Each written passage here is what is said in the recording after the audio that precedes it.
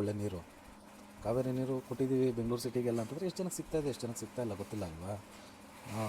ಇದನ್ನು ಕೇಳಿ ಬೇರೆಯವ್ರು ಹೇಳ್ತಾರೆ, ನೀನು ಇಲ್ಲಿ ಹಿಂಗೆ ಹೇಳ್ತೀಯ ಕತೆ, ಮುಂಬೈಯಲ್ಲಿ ಅಂಧೇರಿ ಸ್ಲಮ್ಮಲ್ಲಿ ಅಂಧೇರಿನೇ ಇರಬೇಕು, ಸ್ಲಮ್ಮಲ್ಲಿ ಹೋಗಿ ನೋಡು ಇನ್ನೂ ಭಯಂಕರ ಇರುತ್ತೆ ಸೀನು ಅಂತ ಹೇಳ್ತಾರೆ. ನಾವು ಇನ್ನೊಬ್ರಿಗೆ ಏನು ಕಂಪೇರ್ ಮಾಡ್ಕೊಬೇಕು, ಚೆನ್ನಾಗಿರೋ ಸಿಟಿ ಕಂಪೇರ್ ಮಾಡ್ಕೊಳ್ಳಿ. ಬೆಂಗಳೂರು ಒಳ್ಳೆ ಸಿಟಿ, ಗ್ರೀನ್ ಸಿಟಿ. ಒಳಗಡೆ ನಾವು ಕೆಲವೊಂದು ಏರಿಯಾಗಳು ನೋಡಿ, ಇವಾಗ ನಾನು ಜಾಸ್ತಿ ಏರಿಯಾಗಳು ಓಡಾಡಿರುವಂಥ ಏರಿಯಾ ನೋಡಿ, ಇವಾಗ ಚಿಕ್ಕಪೇಟೆ ಇವೆಲ್ಲನೂ ತುಂಬ ನಮಗೇನಾದರೂ ಬಲ್ಕಾಗಿ ಮೆಟೀರಿಯಲ್ ಬೇಕು ಅಂದರೆ ನಾವು ಹೋಗೋದೇ ಚಿಕ್ಕಪೇಟೆ ಏರಿಯಾಗಳಿಗೆ, ಅದೇ ಏರಿಯಾಗಳಿಗೆ ಹೋಗೋದು. ನಾವು ನೋಡಿದಾಗ ಏನಾಗುತ್ತೆ, ಒಂದು ಒಪಿನಿಯನ್ ಚೇಂಜ್ ಆಗಿಬಿಡುತ್ತೆ. ಇವಾಗ ಅಲ್ಲಿನ MLAಗಳು ಏನು ಮಾಡ್ತಾಯಿದ್ದಾರೆ, MP ಗಳು ಏನು ಮಾಡ್ತಾಯಿದ್ದಾರೆ, ಅಟ್ಲೀಸ್ಟ್ ಇದನ್ನು ಸೀರಿಯಸ್ ಆಗಿ ತೊಗೊಂಡು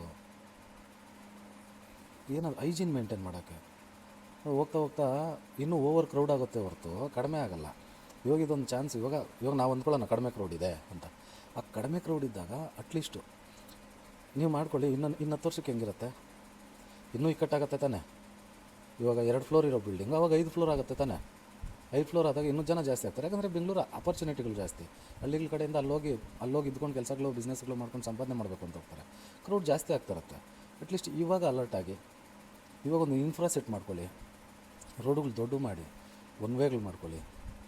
ಆದಷ್ಟು ಇಂಥ ಕ್ರೌಡ್ ಇರೋವಂಥ ಜಾಗಗಳಿಗೆ ಪ್ರೈವೇಟ್ ವೆಹಿಕಲ್ಗಳು ಅಲೋ ಮಾಡಬೇಡಿ.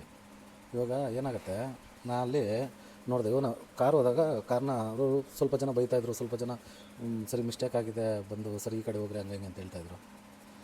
ಟಾಟಾ ಏಸುಗಳು ಈ ದೊಡ್ಡ ಟೆಂಪೋಗಳಿಲ್ಲ, ಟಾಟಾ ಏಸುಗಳು, ಬೊಲೆರೋ ವೆಹಿಕಲ್ಗಳು ಎಲ್ಲ ನಿಂತಿದ್ವು ರೋಡಲ್ಲಿ. ಅವು ಮಾಡಬಾರ್ತಾನೆ. ಅಂಗಡಿಗೆ ಮೆಟೀರಿಯಲ್ ಬೇಕು ಅಂದರೆ ಅಲ್ಲಿ ತಳ್ಳೋ ಗಾಡಿಗಳಿದೆ, ಅದಕ್ಕೋಸ್ಕರನೇ ಜನ ಇದ್ದಾರೆ ಅಲ್ಲಿ. ಅಲ್ಲೇ ಎಲ್ಲಾದರೂ ದೊಡ್ಡ ರೋಡಲ್ಲಿ ಅಲ್ಲಿಂದ ಅನ್ಲೋಡ್ ಮಾಡ್ಕೊಂಬಂದು ಅಂಗಡಿಗೆ ಫಿಲ್ ಮಾಡ್ಕೊಂಬೋತಾನೆ. ಇವಾಗ ಆ ವೆಹಿಕಲ್ಗಳು ನಿಲ್ಸಿದ್ರೆ ಓನ್ಲಿ 2 ವೀಲರ್ಗಳನ್ನ ಅಲೋ ಮಾಡಿದ್ರೆ, ತಳ್ಳೋ ಗಾಡಿಗಳನ್ನ ಅಲೋ ಮಾಡಿದ್ರೆ ನಿಮ್ಗೆ ಟ್ರಾಫಿಕ್ ಸಮಸ್ಯೆ ಬರೋದಿಲ್ಲ.